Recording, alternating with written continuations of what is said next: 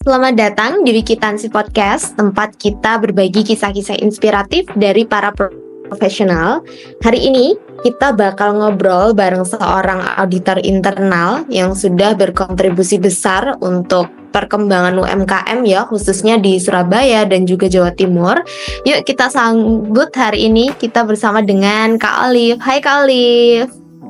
Oh, hai Kak. Oke, jadi di episode ini nanti kita akan ngobrolin perjalanan Kak Olive sebagai auditor internal UMKM dari awal ketertarikannya pada dunia audit hingga nanti kita juga akan bahas strategi-strategi jitu yang Kak Olive pakai nih untuk membantu UMKM dalam meningkatkan kinerja dan juga efisiensi mereka.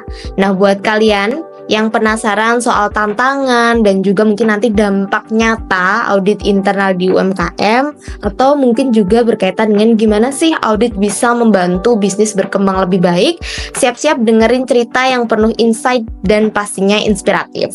Aku Ara, host kalian untuk episode kali ini, dan langsung aja kita mulai obrolan seru kita dengan Kak Olive.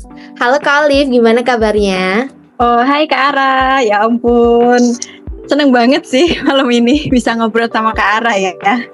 Oke, makasih banyak ya Kak Olive. Aku tahu pasti akan sibuk banget menjadi auditor itu, tapi makasih udah menyempatkan waktunya untuk join, untuk ngobrol-ngobrol kali ini di podcast Wikitansi. Sebelumnya aku mau ada beberapa pertanyaan dulu nih ya ke Kak Olive.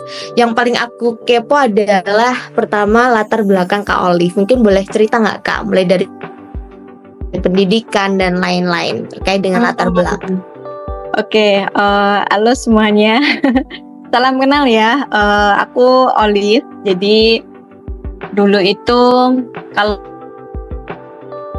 dari latar belakangnya, aku dulu kuliah di S1 di bagian ngambil akuntansi di Universitas Trunojoyo Madura gitu kan.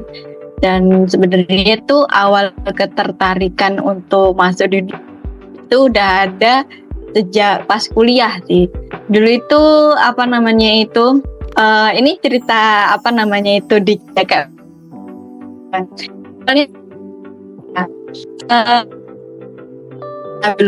Kemudian tuh masuk akuntansi gitu kan. Masuk akuntansi terus banyak hal yang istilahnya itu baru, bener-bener baru gitu kan. Jadi di situ kayak bener-bener mencari apa sih yang bener-bener yang aku sukai selama kuliah gitu kan. Ya ketika ngeliat laporan keuangan kayaknya terlalu kaku banget gitu kan. Sampai istilahnya itu ketemulah sama mata kuliah itu audit, mulai dari pengantar audit 1, 2 gitu kan. Kemudian kenalan sama akuntansi forensik. Kayak dari situ sih sebenarnya tuh kayak oh ternyata tuh akuntansi itu menyenangkan ya, terutama di bagian auditnya gitu kan. Kayak di situ kayak menemukan sesuatu gitu, kayak gimana sih melihat sesuatu, melihat informasi itu di balik angka gitu kan. Terus kemudian itu tertarik sama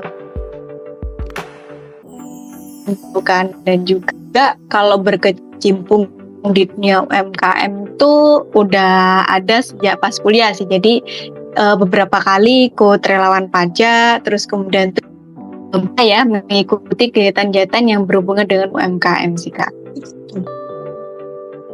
Oke, jujur nih Kak, aku baru tahu ya ternyata sekarang UMKM tuh mereka juga udah menaruh perhatian serius gitu untuk proses auditing mereka. Kadang ketika kita bicara tentang UMKM gitu ya, yang ada di pikiran kita kan hanya bisnis kecil yang keuangannya juga sederhana dan aku kadang berpikir bahwa proses audit tuh nggak begitu penting gitu untuk UMKM. Benar sih. Terus saya pengen tahu banget gitu, kok kepikiran gitu untuk jadi auditor internal dan fokusnya itu di UMKM, dan apakah memang dari selesai Kak Olive lulus langsung Kak Olive bekerja sebagai auditor internal di UMKM, atau mungkin ada pengalaman pekerjaan lain yang kemudian akhirnya membawa Kak Olive sekarang menjadi auditor internal UMKM? Mungkin bisa diceritain nggak Kak? Iya, jadi kan sebenarnya minat buat jadi audit itu udah dari kuliah gitu kan. Cuman waktu itu habis kuliah itu masih belum dapat kesempatan gitu kan. Jadi kesempatannya dulu malah ini ya gitu. Pajak di UMKM juga. Halo, Kak Arah tadi sempat nge-freeze ya? Iya, sedikit. Mungkin boleh diulangin lagi, Kak? Nggak apa-apa. Oke. Jadi sebenarnya tuh minat buat jadi audit nggak ada gitu kan semenjak ya ini kenalan sama mata kuliah audit gitu kan, kayak semenjak itu kayak rasa ingin tahunya tuh kayak menggebu-gebu gitu kan, kayak misalnya ini yang membuat penasaran gitu ya, kayak audit itu kan kita mencari sesuatu apa nih maksudnya itu yang salah dari sebuah apa sistem atau sebuah dari apa namanya itu proses dalam bisnis gitu kan. Nah ketika kita itu sudah menemukan itu kira-kira itu apa namanya itu kayak gini sih Kak, mungkin keinget sama pas kecil sih ya, dulu itu suka nonton Detektif Conan, kayak aku ngelihatnya itu jadi auditor tuh mirip sama apa namanya jadi detektif Conan gitu kan, karena kita sama-sama mencari atau memecahkan sebuah kasus, dan kita itu ketika jadi apa namanya menjalankan apa proses audit gitu ya, kita itu nggak semua hal apa namanya kita tahu, tapi kita harus mencari celahnya, salahnya itu di mana, kemudian itu nanti evaluasinya gimana gitu. Kayak istilahnya kita orang baru nih gitu kan, tapi harus bisa memberikan rekomendasi perbaikannya gimana gitu kan. Ya itu sih kayaknya itu yang membuat apa namanya itu tertarik banget sama dunia audit gitu. Oke, jadi bisa dibilang nih ya kalau Kak Olive emang suka tantangan gitu ya, karena ini pasti hal baru juga ya untuk Kak Olive ya. Iya benar. Oke. Nah, terus seperti yang tadi aku sampaikan ya, bahwa aku cukup amazed gitu. Aku baru tahu ternyata UMKM ini hebat ya. Sekarang mereka memperhatikan auditing prosesnya dan lain-lain.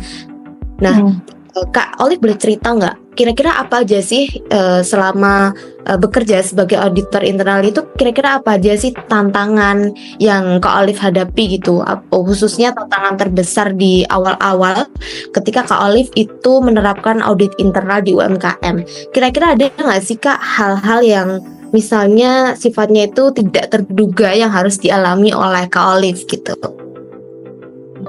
Oke, mungkin sebelumnya ya Kak ya, tadi itu kan ya tadi itu adil gitu kan, kayak ya maksudnya dari segi laporan keuangan aja itu mungkin sangat sederhana banget gitu kan, kok buru-buru ngomongin audit gitu kan. Karena kalau kita ngomongin audit internal itu pasti bayangannya itu dia hanya ada di perusahaan gede gitu kan, istilahnya yang udah PT lah minimal, kemudian ada dividen dan sebagainya, karena ada kebutuhan mungkin di situ ada konflik apa namanya itu kepentingan antara manajemen dengan apa namanya investor dan sebagainya. Kayak kita mungkin selama ini ngebayanginnya itu audit internal itu hanya ada di perusahaan gede gitu kan, karena ya memang itu kebutuhannya penting banget gitu kan. Kayak mungkin selama ini nggak pernah kita pikirkan kalau ternyata UMKM itu juga butuh istilahnya itu adanya audit internal, karena balik lagi gitu, kenapa sih harus ada audit internal di sebuah perusahaan gitu? Yang namanya kita usaha gitu kan, pasti kan ada target, ada tujuannya gitu. Nah kadang ketika di suatu perusahaan itu, apalagi kalau perusahaan UMKM itu kan perusahaan berkembang, di situ bakal banyak banget kayak orang-orang yang ada di sana. Dan yang saya pelajarin gitu, UMKM itu memang perusahaan yang lebih fleksibel gitu. Kenapa istilahnya dia itu bisa berkembang? Memang fleksibel, kadang itu fleksibel juga terhadap kayak misalkan orang ini melakukan kesalahan nggak sesuai dengan apa namanya itu goals yang sudah kita tentukan di awal. Jadi itu kayak fleksibilitasnya itu sangat tinggi dibandingin perusahaan yang gede gitu kan. Nah itulah di situ kayak perannya adanya audit internal gitu kan, istilahnya untuk misal nih, oh iya kamu melenceng nih istilahnya dari goalsnya gitu kan, yang udah kita tetapkan di awal gitu. Nah itulah istilahnya fungsinya adanya audit internal, untuk ngajak nih orang-orang untuk balik lagi gitu kan, jangan istilahnya kita melenceng gitu kan. Nah karena UMKM itu istilahnya tingkat toleransinya terhadap orang itu terhadap kesalahan dan sebagainya menurut saya itu sangat besar karena ya dia sama-sama berkembang. Dia istilahnya tuh butuh orang untuk sama-sama berkembang untuk mengembangkan bisnis ini gitu kan. Nah, di sini yang saya lihat itu kenapa istilahnya itu UMKM itu sangat penting, sangat butuh banget dengan mau kantor saya gitu kan. Dulu itu istilahnya UMK istilah kita jualan nih yang penting balik modal gitu kan. Biasanya kan kalau kita ngomongin UMKM ya seperti itu gitu kan, nggak tahu istilahnya apakah ini untung atau rugi, terus kemudian itu apakah istilahnya itu ada kos-kos yang seharusnya nggak ada, terus tapi itu tetap diadain gitu. Istilahnya banyak banget, bahkan terkait SOP perusahaan pun juga kadang itu belum ada gitu kan di ranahnya UMKM gitu kan. Nah, kita tuh fungsinya masih dengan adanya audit internal itu mungkin ini ya, kita kerjanya kalau untuk UMKM itu kita nggak bisa istilahnya tuh memaksakan kayak oke, kamu kerja itu kalau secara audit pada umumnya itu kerja berdasarkan SOP perusahaan gitu kan, karena itu adalah alurnya kita atau istilahnya petanya kita untuk kerja, karena kita nggak tahu semua hal, nggak tahu semua bidang kerjanya gimana gitu kan. Kayak kita orang baru terus kemudian tuh harus mengetahui secara lebih mendalam nih terkait jalannya bisnis ini gitu kan, dengan misalnya ada di departemen A, departemen B gitu ya. Kita yang nggak setiap hari ada di situ pasti agak kesulitan gitu kan kalau nggak ada panduannya gitu. Kalau secara roles-nya gitu kan, cara kerjanya sebagai audit internal tuh harusnya ada SOP, tapi ya ini gitu, ketika di UMKM challenge-nya ya di sini kadang tuh SOP tidak ada gitu kan. Maksudnya banyak banget hal-hal yang mau nggak mau kita harus benar-benar terjun, harus benar-benar mengawal gitu dari bawah gitu kan. Kalau di perusahaan saya dulu awalnya yang mulai belum ada laporan keuangan sampai istilahnya itu keuangan, terus kemudian itu cara istilahnya stock of name ya gitu kan, karena saya kerja di perusahaan retail gitu kan, dengan dia untuk penjualannya tuh mayoritas itu di marketplace gitu kan, jadi pergerakan stoknya itu sangat tinggi gitu, sedangkan ini SOP aja tuh masih belum jelas gitu kan, dan juga barang sering hilang, terus kemudian itu kadang ngirimnya itu double, ya pokoknya banyak banget gitu. Nah, di sini sih challenge-nya itu, yang awalnya itu kayak barang ini kayak susah banget untuk benar-benar bisa sesuai dengan sistem itu, akhirnya ya gimana caranya kita benar-benar nyari trial and error gitu kan. Yang awalnya kita mengawalnya ada kerugian di bagian ini nih gitu. Kita akhirnya itu nggak hanya berpatok di situ aja, tapi kayak benar-benar terjun ke dalam gitu kan. Benar-benar kita kolaborasi dengan tim, dengan departemen yang terkait gitu kan, untuk membangun sistem ini harusnya baiknya gimana gitu kan. Gitu sih Kak. Oke, jadi ketika kita bicara tentang auditor internal di UMKM gitu ya, ya kalau aku simpulin bahwa di beberapa aspek Kak Olive ini harus mulai semuanya dari nol. Jadi akan banyak inovasi yang dilakukan oleh Kak Olive gitu ya dalam proses audit ini ya. Nah, terus kemudian kira-kira nih Kak, tadi kan banyak sekali keterbaruan yang kemudian diinisiasi oleh Kak Olive gitu. Semuanya harus inisiatif, menyelesaikan masalah yang baru juga. Nah, saat pertama kali nih Kak Olive itu memperkenalkan audit internal tadi ke tim dan juga manajemen, gimana sih cara Kak Olive bikin orang-orang di tim, di manajemen itu bisa mengerti dan juga yakin kalau memang audit internal ini penting loh buat kemajuan UMKM gitu. Mengingat mereka kan sebelumnya tadi ya Kak Olive jelaskan bahwa mereka tadinya tidak ada sistem-sistem yang jelas terkait dengan keuangan, laporan keuangan yang sederhana dan lain-lain gitu. Mungkin bisa dijelaskan. Oke, jadi memang nggak mudah istilahnya itu untuk bangun ekosistem baru gitu kan. Istilahnya ini sesuatu hal yang baru gitu kan. Jadi itu cara mengalirnya gimana gitu kan. Jadi memang awalnya itu adanya apa namanya saya ya di situ gitu kan, karena istilahnya ada kayak apa namanya dari pihak manajemen gitu kan, pasti ngerasa ada sesuatu nih istilahnya di tempat kerja kita gitu kan, akhirnya mau nggak mau ya di situ maksudnya itu saya dalam gitu kan, kayak ini menyusun istilahnya alurnya harus gimana. Nah, gimana sih caranya kita untuk meyakinkan pihak manajemen kalau misalkan kita benar-benar butuh, ya kita kasih solusi sih Kak, gitu kan. Istilahnya itu ada satu case nih di perusahaan gitu, ada satu problem. Nah, gimana kita itu bisa memberikan solusinya gitu kan. Nah, dari situlah akhirnya itu dari pihak manajemen benar-benar membutuhkan, oh ya memang kita itu butuh ini ada audit, dan bahkan itu hampir tiap minggu harus kemudian itu awalnya ya gitu kan, akhirnya kayak oh ternyata apa namanya itu sepenting itu ya adanya audit internal di perusahaan gitu, apalagi kalau misalkan omset kita udah mulai banyak, terus kemudian tuh di situ udah lumayan banyak lah istilahnya itu karyawan yang kita kelola, pasti kan banyak kepala, banyak juga istilahnya kepentingan di dalamnya gitu. Oke, dari cerita Kak Olive ini kan aku ngelihat ya bahwa banyak sekali perubahan yang harus dilakukan oleh Kak Olive. Yang aku yakin pasti banyak sekali momen-momen yang berkesan gitu bagi Kak Olive dalam proses auditing di UMKM ini. Nah, bisa ceritain nggak Kak, ada nggak momen yang paling berkesan banget untuk Kakak yang pada akhirnya itu bisa mengubah cara pandang dan juga menaikkan motivasi Kakak untuk tetap stay untuk menjadi auditor internal di UMKM? Karena kalau aku melihat ya dari apa yang tadi Kak Olive ceritain gitu, itu kan banyak sekali hal baru yang harus dicoba, tantangannya besar.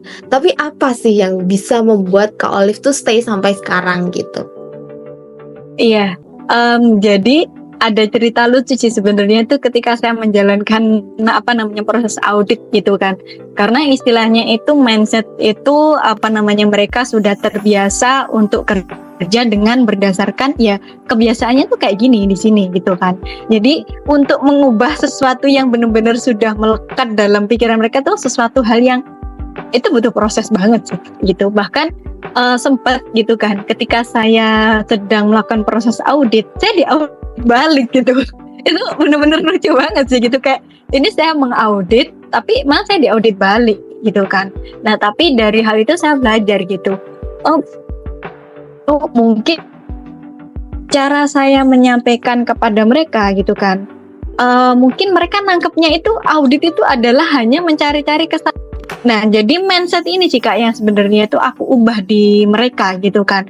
Kalau dengan adanya kita di sini gitu kan, kita terjun ke lapangan, kita ngecekin kerjaan kamu gitu kan, ngecekin proses yang kamu lakukan itu untuk istilahnya itu kamu ada masalah apa gitu kan, kita coba cari solusinya bareng-bareng. Jadi kayak lebih sebagai ini ya problem solver gitu loh, bukan sebagai istilahnya orang yang suka nyari-nyari kesalahan terus kemudian diaduin ke atasan gitu. Jadi oh ternyata selama ini mindset itu yang tertanam di mereka gitu kan. Akhirnya ya ini saya berkali-kali istilahnya ketika ada pertemuan dengan mereka gitu kan, saya istilahnya itu ajak diskusi gitu kan, saya sampaikan kalau misalkan tujuan audit itu untuk istilahnya tuh kita berkembang bersama gitu. Ketika kamu ada masalah, ketika kamu ada problem gitu, silakan disampaikan gitu. Kita akan cari solusinya bareng-bareng. Kita di sini itu bukan istilahnya tukang nyari masalah gitu. Karena ya ini mindset ini yang salah gitu kan. Akhirnya ya pelan-pelan dengan itu setiap mau melakukan audit dulu kita ini terus kemudian tuh tujuannya apa. Jadi kadang yang mereka butuhkan itu kenapa sih harus ada audit gitu kan. Jadi mindset itu, jadi tujuan itu yang mungkin dari mereka itu kadang nggak tahu dan juga tidak paham gitu. Makanya soal adanya audit gitu sih Kak. Akhirnya ya pelan-pelan dengan adanya ini ya perubahan mindset itu, akhirnya yang selama ini mungkin permasalahan yang tidak saya tahu, akhirnya mereka berani untuk terbuka gitu. Akhirnya kita cari solusinya bareng-bareng gitu. Akhirnya ya ketemu gitu. benar-benar harus ini terjun dari bawah mengawal sama mereka sih Kak.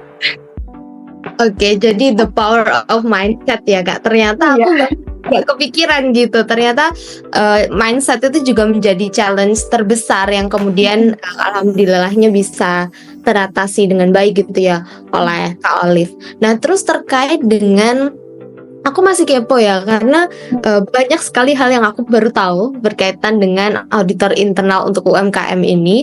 Nah, aku mau tanya berkaitan dengan pas Kak Olive pertama kali bikin sistem audit internal untuk UMKM.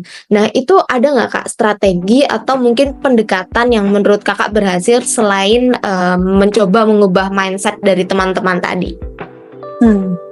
Oke, jadi strategi pertama itu mungkin seperti pada audit umumnya ya. Jadi kita itu harus melakukan ini sih Kak, pengamatan terlebih dahulu ya. Istilahnya kita harus kenal sama tempat kerja kita harus kenal sama istilahnya itu lingkungan audit kita gitu kan. Dia cara kerjanya gimana di situ. Jadi yang pertama yang saya amatin gitu kan di lapangan, terus kemudian tuh bandingin dengan data gitu kan, baru istilahnya nanti ketemu alurnya setelahnya di mana, akhirnya itu yang akan kita coba perbaikin gitu kan. Jadi setelah ada pengamatan, terus kemudian itu kita terjun di lapangan gitu kan, kita ngecek langsung, nanti akan ada hasil gitu kan, hasil auditnya, dan itu yang istilahnya kita evaluasi, kita cari solusinya bareng-bareng, kemudian ini kita diskusikan kepada pihak manajemen sih Kak gitu. Oke. Kalau dilihat kan tadi prosesnya cukup panjang dan detail ya. Nah itu untuk Kakak sendiri itu tim itu ada berapa audit internal kira-kira? Jadi di tim saya itu kadang itu cuman ini ya Kak ya 2 orang, kadang 3 orang gitu kan, dan maksudnya kadang itu juga harus kita bagi-bagi gitu karena istilahnya untuk SDM-nya itu masih minim gitu kan, tapi istilahnya tanggung jawab yang kita emban itu lumayan gede gitu kan, kayak harus ngecek cabang ini, ngecek cabang sana, kayak masih kadang itu dalam 1 bulan itu kayak seminggu sekali aja kita harus mengaudit sana, mengaudit sini, ngecek sana, ngecek sini gitu, itu aja masih kadang belum cukup gitu. Akhirnya kayak misalkan yang satu nih sudah kita audit, kemudian itu kita proses adanya evaluasi habis audit itu apakah sudah berjalan sesuai dengan belum gitu kan. Kita juga harus kejar yang lain gitu kan. Jadi kayak di situ harus benar-benar pintar-pintar bagi waktunya, pintar-pintar bagi itu untuk kayak oke, ini prioritasnya yang mana nih gitu kan. Harus seperti itu sih Kak gitu. Dan juga ini di proses audit itu selain istilahnya harus bermain mindsetnya mereka gitu kan, kayak harus menanamkan mindset yang baik, terus kemudian tuh harus bisa istilahnya tuh memberikan rekomendasi atau mempelajari sistemnya, nge-create sistem yang baik gitu. Kita juga harus adanya ini ya Kak, skill untuk negosiasi gitu kan, apalagi misal kita butuh data sesuatu nih gitu kan, duluan kita takut nanti salah, takut nanti disalahkan gitu. Akhirnya ya bagaimana pendekatan kita untuk bisa mendapatkan data itu gitu. Bagaimana pendekatan kita untuk misal nih dari tim auditi ya gitu, orang yang kita audit, departemen yang kita audit itu kayak nggak mau istilahnya melakukan rekomendasi audit kita. Nah, bagaimana cara pendekatan kita agar dia tuh mau maksudnya melaksanakan rekomendasi tersebut, atau kita coba dengarkan gitu kan, kenapa alasannya dia itu tidak mau menerima rekomendasi dari kita gitu. Mungkin akan ketemu nanti ketika kita diskusi titik tengahnya di mana gitu sih Kak. Berarti tanggung jawabnya luar biasa sekali ya Kak. Karena kan biasanya aku tuh melihat bahwa auditor eksternal internal perusahaan itu mereka stres gitu karena tanggung jawabnya besar. Jadi ketika pertama kali aku dengar adanya auditor internal UMKM, yang ada di bayanganku ya akan lebih sederhana, tanggung jawabnya lebih lain-lain. Wah, ternyata salah besar. Ternyata banyak yang harus dirombak, banyak yang harus dimulai dari awal dan lain-lain. Nah, terus dengan adanya perubahan tadi gitu, dengan adanya sistem audit internal tadi, Ada nggak perubahan signifikan di budaya UMKM tempat Kak Olive bekerja sekarang sejak audit internal itu sendiri diterapkan? Nah, terus menurut Kak Olive, audit ini tuh benar-benar mengubah cara kerja dan juga mindset karyawan beneran atau enggak sih, Kak? Oke. Jadi kan kita selalu ada evaluasi gitu kan, istilahnya after dari kita audit gitu. Dan biasanya itu meskipun tidak adanya audit ya gitu kan di departemen tersebut ya, kadang ini kita itu audit cara dadakan sih gitu, kayak kita mengamati gitu kan apakah mereka itu istilahnya itu sudah melakukan cara kerjanya gitu, sudah kita. Nah, selain itu juga kadang saya juga ini Kak, ini ngobrol-ngobrol ya sama mereka. Mereka tuh paham gak sih sama job desk-nya? Mereka tuh paham gak sih dengan adanya audit gitu? Kayak apa sih yang mereka pahami? Jadi tuh kayak harus ini, istilahnya tuh audit itu kan adalah jembatan antara pihak manajemen dan juga karyawan gitu kan. Itu apa keluhannya gitu kan, kita coba istilahnya tuh cari juga istilahnya tuh jalan tengahnya gitu kan, mungkin dari pihak manajemen ada sesuatu gitu. Jadi gimana ya istilahnya, kita sebagai penghubung ya Kak ya, harus istilahnya itu mendengarkan dua sisi juga gitu kan, istilahnya itu kayak lalu terpaku. Oke, kita kerja istilahnya itu kita melakukan audit itu berdasarkan permintaan dari pihak manajemen gitu atau pihak direktur gitu kan. Nah, tapi kita juga harus tahu istilahnya di lapangan tuh mampu nggak gitu kan. Jadi itu sebagai kita yang ngasih rekomendasi harus istilahnya itu harus melihat dua sisi itu gitu kan. Jadi itu sih Kak yang biasanya itu yang aku lakukan ya, istilahnya itu kayak mereka istilahnya ini gak sih, masih aware gak sih sama lingkungan kerjanya gitu kan, apakah dengan adanya audit sama after sama before-nya itu ada perubahan apa enggak gitu kan, terus pendapat mereka gimana nih gitu kan. Jadi lebih seperti itu sih, kayak lebih suka ngajak diskusi aja sama mereka gitu kan, meskipun itu di luar dari audit gitu ya Kak ya. Oke, jadi kan perjalanannya itu panjang sekali ya Kak untuk menjadi auditor internal di UMKM ini. Nah, untuk Kak Olive sendiri ini kalau boleh tahu udah berapa lama ya Kak berkecimpung di UMKM dan menjadi auditor internal gitu? Oke. Kalau untuk berkecimpung di dunia UMKM sendiri ya, itu kurang lebih itu sekitar 6 tahun sih Kak, kalau nggak salah itu. Jadi memang itu sebelum mengawali sebagai audit internal gitu kan di perusahaan tempat saya ini, sebelumnya tuh saya udah berkecimpung di dunia UMKM tapi bukan sebagai audit internal, tapi sebagai konsultan pajak gitu, yang sama-sama istilahnya itu kita bantu UMKM, kayak bantu istilahnya mereview laporan keuangannya gitu kan, merapikan laporan keuangannya, mengurusi pajaknya gitu kan. Karena sebagai audit itu ya kita harus tahu banyak hal gitu kan, gak hanya dari segi laporan bisa baca laporan keuangan aja ya gitu kan, tapi juga harus tahu nih istilahnya, oh ya kita mau ngaudit dari sisi marketing gitu kan ya, kalau nggak gitu sisi sales gitu ya, kita harus tahu istilahnya tuh dunia sales gimana sih gitu kan. Apalagi kalau misalkan dia online gitu, ada istilahnya campaign lah, ada istilahnya nge-live gitu kan, ada affiliate dan sebagainya gitu kan, terus sama dunia purchasing, terus kemudian dunia finance gitu kan, terus ya istilahnya sama warehouse itu ya, kita tuh harus istilahnya menguasai banyak ilmu gitu loh istilahnya, untuk benar-benar bisa ngasih rekomendasi yang tepat untuk perusahaan gitu kan. Jadi kenapa istilahnya saya senang banget untuk jadi audit tuh, karena saya tuh istilahnya secara nggak langsung ditantang untuk istilahnya menguasai berbagai macam hal gitu kan.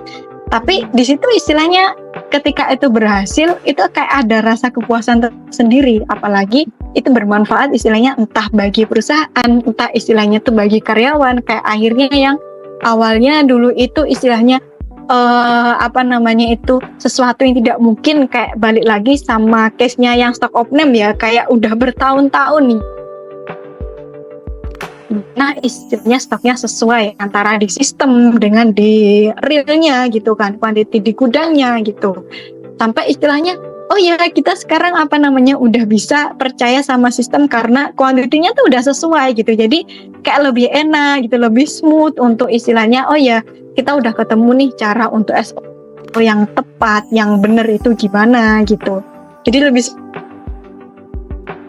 ini tersendiri gitu ya, ketika kita itu bisa ini ada permasalahan nih di sini kayak gede banget yang selama bertahun-tahun tuh susah banget dipecahkan, akhirnya terpecahkan gitu. Oke, jadi ternyata ketika menjadi auditor internal gitu ya, atau berkecimpung di dunia UMKM, fokusnya itu nggak cuman untuk profitabilitas UMKM aja ya Kak ya, tapi bagaimana kita juga membantu masyarakat untuk mengatasi permasalahan mereka gitu. Itu yang kemudian membuat Kak Olive punya motivasi yang kuat gitu ya untuk berkecimpung di Benar. dunia ini. Nah, tapi dari perjalanan yang panjang tadi, apa sih Kak? Coba mungkin Kakak bisa kasih contoh satu aja hal yang kemudian membekas untuk Kakak dalam selama ini berkecimpung di dunia UMKM ini, yang kemudian menumbuhkan semangat Kakak lagi dan lagi gitu. Oke. Kadang itu kita tuh sempat jenuh juga ya, kayak istilahnya itu kita udah trial ini, maksudnya udah trial and error gitu kan, berbagai macam cara gitu kan, tapi belum ketemu gitu. Kadang itu juga capek gitu kan, apalagi istilahnya dari tim auditinya gitu kayak udah hopeless gitu kan, kayak ini kayaknya nggak mungkin gitu kan, ini kayaknya nggak akan bener-bener sesuai gitu kan. Nah tapi balik lagi gitu kan, komitmen kita gitu, kayak ketika kita melihat UMKM, ketika dia itu istilahnya tuh perusahaan yang kecil tapi bisa menghidupi banyak orang gitu kan, dengan segala keterbatasannya gitu. Kadang itu sih Kak yang istilahnya itu itu buat kita itu semangat lagi gitu kan. Kayak oh ya balik lagi sama niat di awal nih gitu kan. Kenapa sih istilahnya ada audit di sini gitu. Kenapa sih kita tuh dibutuhkan gitu. Kenapa sih pihak manajemen, pihak direktur itu meminta kita untuk istilahnya bantu benerin gitu kan, untuk sistem di sistem operasional perusahaan itu gitu kan. Jadi balik lagi sama niat di awal gitu. Apalagi saya juga udah lumayan lama istilahnya itu berkecimpung di dunia UMKM, tahu banget istilahnya itu kayak susah sedihnya mereka bangun bisnis. Terus kemudian itu kan kadang kalau enaknya itu kita kalau kerja di tempat di perusahaan yang UMKM ya Kak ya, kelasnya itu kita tuh bisa ngobrol sama ownernya gitu kan, kita tuh kayak tahu gitu kayak apa sih keresahannya dari owner gitu. Kadang itu yang secara gak langsung tuh buat kita oke, balik lagi nih, kayak harus semangat lagi nih gitu. Kayak awalnya kita udah bener-bener aduh capek banget, kayaknya pengen berhenti aja deh gitu kan. Tapi kadang itu ya niat-niat hal-hal kecil itu sih, kadang itu kayak bagaimana istilahnya owner itu kayak itu bangun bisnisnya gitu kan. Kayak semangatnya untuk terus sampai di detik ini gitu kan, untuk menghidupi banyak orang gitu. Akhirnya hal seperti itu sih Kak yang mau nggak mau itu buat kayak kita tuh membara lagi gitu kan semangatnya.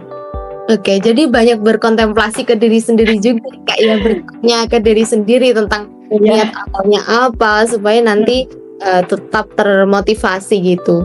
Nah terus kan orang itu jarang ya dengar istilah auditor internal UMKM. Nah kalau Kak Olive nih punya kesempatan untuk membagikan satu hal aja ke orang lain soal audit di UMKM, kira-kira Kak Olive mau share tentang apa nih?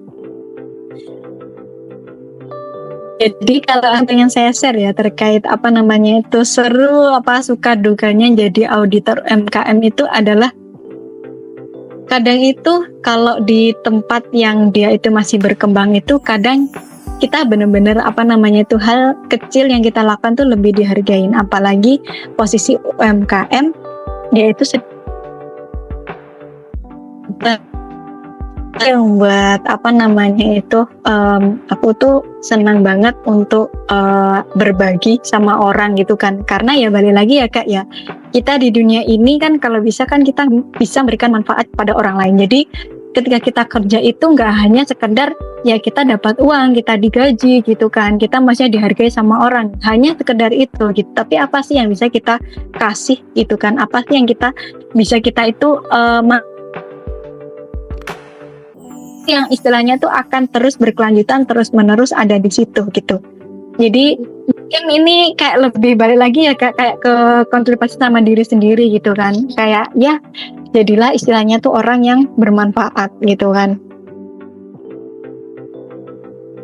Oke, jadi kan kembali lagi motivasi terbesar itu pasti dari diri sendiri ya tadi, berangkat dari niat awal dan lain-lain, apa yang sudah dilakukan dan apa yang menjadi goals dalam bekerja gitu ya Kak ya. Nah tapi kan pasti tadi juga Kak Olive singgung kadang ngerasa jenuh, kadang mungkin stres juga dan lain-lain. Nah terus untuk menghadapi resistensi atau juga skeptisisme itu gimana sih Kak cara buat ngeredamnya gitu? Terus ada nggak sih teknik yang untuk Kak Olive sendiri terbukti ampuh bisa menyelesaikan masalah-masalah tadi gitu? Iya, oke. Ini kalau skeptis itu terhadap tim auditinya ya Kak ya. Ya, Betul. selain itu juga maksudnya nggak hanya dari tim auditi ya, bahkan tim kita, tim anggota auditor kita gitu kan, ketika di lapangan gitu kan menemukan banyak hal, terus kemudian tuh mereka berkeluh kesah gitu kan.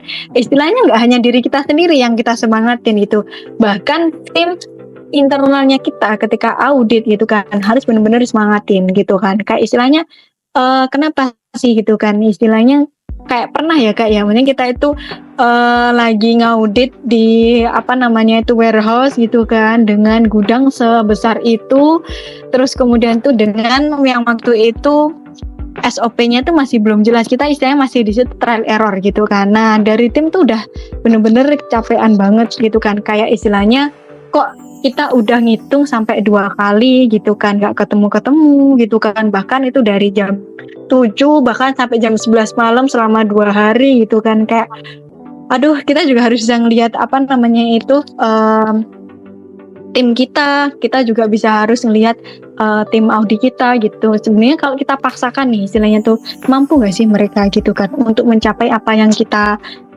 inginkan gitu kan, tujuan dari audit ini gitu kan. Nah jadi ketika audit ini benar-benar berlangsung gitu, kenapa istilahnya itu kita tuh benar-benar perlu adanya persiapan yang matang ya kayak misalkan nanti prosesnya gimana, apa yang harus dilakukan, kayak benar-benar harus nge-planning dengan baik nih istilahnya tuh sebelum kita benar-benar jalan gitu kan. Karena ketika udah jalan itu nanti akan banyak orang yang istilahnya dikorbankan gitu kan, entah dari tim kita, entah dari tim audit gitu kan. Dan itu juga istilahnya akan ada tambahan kos gitu dan gimana gitu kan, kayak mereka juga kepayahan ini untuk melakukan ini gitu. Jadi di situ benar-benar dibutuhkan kebijaksanaan kita sebagai tim, sebagai apa namanya itu tim audit gitu kan untuk melihat itu sih. Jadi kayak harus bisa mengukur gitu kemampuan, gak hanya mengukur kayak oh ya kamu harus kayak gini, harus kayak gitu sesuai harus rekomendasi saya gitu kan.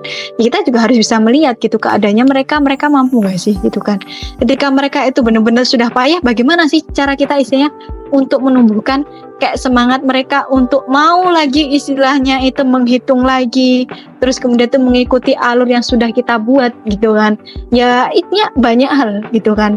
Selain kita juga harus bijaksana gitu kan, istilahnya apa namanya melihat kemampuannya mereka, kita juga apa namanya bisa memberikan motivasi gitu kan kepada mereka. Kayak kenapa sih maksudnya itu balik lagi gitu kan, kenapa sih kita itu penting banget maksudnya tuh untuk melakukan audit ini. Jadi itu nggak hanya dari tim saya tapi juga istinya PIC dari departemen yang saya audit gitu kan.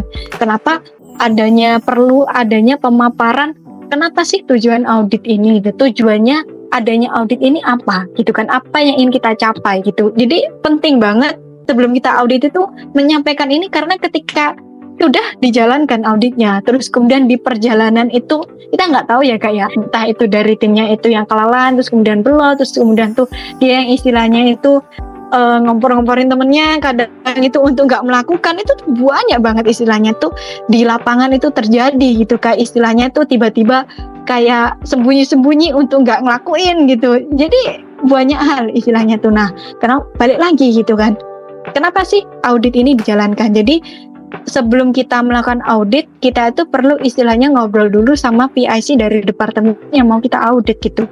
Kita mau melakukan audit di sini, nanti yang akan kita audit itu areanya mana aja kita sampaikan, tujuannya apa dari audit ini kita perlu sampaikan ya, karena ketika motivasi itu hilang gitu kan di tim kita gitu, kita bisa istilahnya itu ngebalikin lagi gitu, gimana sih biar mereka itu kembali sama role-nya yang benar gitu.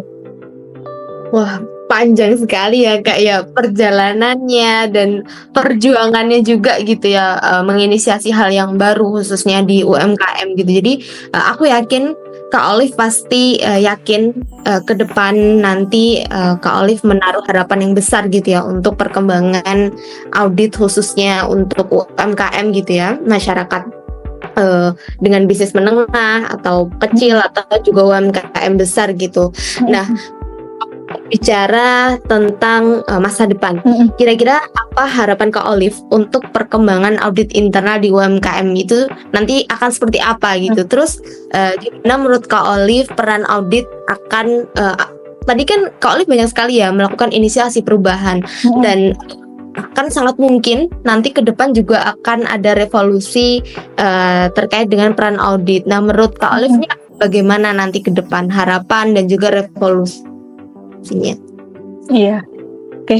Mungkin untuk adanya auditor internal ya di ranahnya UMKM itu saya rasa tuh di Indonesia ini kayak masih dikit banget gitu. Karena ketika kita ngomongin audit itu kan adalah ya balik lagi gitu kan dia hanya ada di perusahaan besar gitu. Karena memang kepentingannya tuh sangat besar. Kalau di UMKM itu kadang orang melihatnya itu kenapa nggak terlalu penting karena ya yang penting usaha saya ini jalan dulu gitu kan. Kayak masalah sistem atau apa, ya udah itu nomor sekian. Bahkan untuk laporan keuangan aja ya Kak ya ini.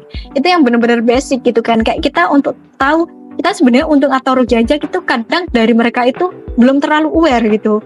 Jadi kadang itu secara keuangan itu masih digabung sama pribadi gitu kan antara bisnis sama pribadinya gitu. Terus kemudian tuh bukti-bukti misalkan beli untuk keperluan operasional perusahaannya itu nggak dilakukan dokumentasi atau diarsipkan gitu. Jadi kadang itu di UMKM itu challenge-nya tuh untuk benar-benar aware itu sangat gede banget dan maksudnya adanya audit ini ya Kak ya apalagi kalau UMKM itu ngelihatnya kan oh ya masih kecil gitu sedangkan dengan tanggung jawabnya sebagai auditor internal itu besar banget gitu kayak istilahnya antara apa yang kita lakukan sama hasil yang kita dapatkan itu kadang nggak sesuai gitu akhirnya orang itu kenapa untuk jadi auditor internal lebih memilih untuk di perusahaan-perusahaan besar gitu padahal di Indonesia ini kita tahu sendiri ya kayak penyokong perekonomian terbesar kan juga dari UMKM gitu kan dibandingkan sama perusahaan yang besar gitu kan. Nah sedangkan siapa nih istilahnya yang akan mengawali gitu kan yang akan mengawal mereka nih untuk istilahnya tuh gimana sih ya untuk menjalankan bisnis sesuai dengan goals kita gitu kan. Kenapa istilahnya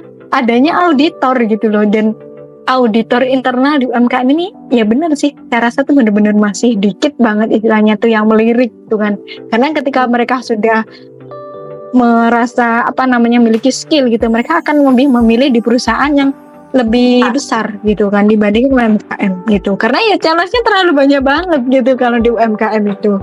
Wah, aku mau kasih applause ke Kak Olive karena benar-benar luar biasa ya menginisiasi banyak sekali perubahan, banyak juga memulai hal-hal yang dari nol masih baru bagi perusahaan, bagaimana meyakinkan teman-teman auditor juga dan lain-lain gitu itu perjalanan yang sangat panjang dan di sini aku melihat bahwa Kak Olive sangat memiliki motivasi yang tinggi gitu ya untuk concern di bidang UMKM. Harapannya semoga ke depan Kak Olive makin banyak Kak Olive yang lain gitu ya. Mengingat tadi yang Kak Olive sebutkan ya bahwa UMKM ini kan menyumbang peran yang besar juga untuk perekonomian Indonesia gitu ya, perkembangan perekonomian dan lain-lain dan aku juga berharap semoga ke depan akan makin banyak lagi UMKM yang juga aware sama isu auditing ini supaya ini juga akan mempermudah proses bisnisnya begitu ya Kak ya. Iya benar. Mungkin ada hal lain Kak yang ingin Kak Olive sampaikan gitu? Oke. Jadi saya berharap itu selain maksudnya itu lebih banyak ya auditor internal yang juga istilahnya tuh sama-sama punya semangat yang sama dengan UMKM semakin bertumbuhnya UMKM gitu kan. Jadi mereka itu sangat butuh adanya kita gitu kan. Bukan berarti itu ya kita diam aja gitu kan istilahnya jangan kita tuh selalu terpaku sama perusahaan-perusahaan yang besar gitu. Ada istilahnya tuh banyak tempat di luar sana gitu kan. Banyak UMKM di luar sana yang benar-benar mereka sebenarnya butuh uluran tangan kita untuk maksudnya gimana nih mengawal bisnisnya untuk sesuai sama goalsnya mereka. Dan juga kalau kita menghubungkan sama digitalisasi ya Kak ya, kayaknya tuh bener-bener semakin banyak banget istilahnya hal-hal yang berubah ya gitu kan. Kayak dulu mungkin masih kita menjumpai istilahnya jualan itu istilahnya secara offline. Kalau sekarang itu kayaknya tuh hampir 80%-nya tuh sudah di marketplace gitu kan. Sedangkan tidak semua istilahnya itu owner gitu kan atau pemilik bisnis UMKM ini tuh kadang tuh mengerti gitu kan istilahnya terkait keuangan, terkait apa jalannya bisnis ini gitu kan, bagaimana cara masuknya itu sistem ini bekerja gitu kan. Jadi di sini gitu kan ya, selain kita istilahnya itu mengawal mereka, kita juga harus istilahnya itu terus belajar untuk maksudnya memahami digitalisasi ini. Jadi istilahnya skill yang kita miliki gitu kan, bahkan istilahnya itu rekomendasi yang akan kita berikan itu tetap relate gitu kan kepada mereka. Nggak istilahnya sampai kita hanya memberikan rekomendasi yang istilahnya abal-abal yang hanya itu aja. Kita juga harus mengikuti mereka gitu, kita juga harus update gitu kan. Jadi istilahnya selain kita memahami dari perusahaan ini, kita juga harus tetap mengimprove diri gitu kan. Oke, kita sama-sama berdoa ya Kak Olive ya, semoga makin banyak lagi pemuda yang memiliki semangat untuk terjun di dunia UMKM seperti Kak Olive, dan harapannya nanti akan makin banyak lagi auditor internal di UMKM di Indonesia gitu ya. Aku ucapin terima kasih banyak ke Kak Olive atas waktunya untuk sudah meluangkan waktunya ngobrol-ngobrol di Wikitansi Podcast kali ini, mengingat kesibukan Kak Olive yang luar biasa gitu ya. Semoga semuanya bisa terhandle dengan baik, dan sekali lagi aku ucapkan makasih banyak ya Kak. Iya, oke. Thank you banget, seneng banget sih bisa ngobrol di sini. Kapan-kapan sih bisa sih Kak, masa kita ngobrol-ngobrol lagi ya. Of course Kak, aku masih banyak sekali pertanyaan yang nanti kita bisa obrolin lagi di belakang ya Kak ya. Siap, oke. Oke, itu tadi obrolan yang penuh insight bareng Kak Olive, dari peran dan tantangan sebagai auditor internal, hingga juga tadi kita ngobrol tentang pengaruh audit dalam meningkatkan kinerja UMKM. Nah, di sini kita benar-benar dapat banyak pelajaran berharga ya. Terima kasih banyak Kak Olive sudah berbagi cerita dan pengalaman dengan kita semua. Iya Kak, sama-sama. Oke, buat kalian yang ingin tahu lebih lanjut tentang dunia audit internal di UMKM atau mencari inspirasi untuk memperkuat bisnis kalian, semoga episode ini bisa jadi referensi ya. Dan tentunya terima kasih untuk para pendengar setia Wikitansi Podcast. Jangan lupa subscribe, like, dan share podcast ini supaya makin banyak yang terinspirasi. Sampai jumpa di episode berikutnya dengan tamu-tamu yang gak kalah keren. Bye-bye.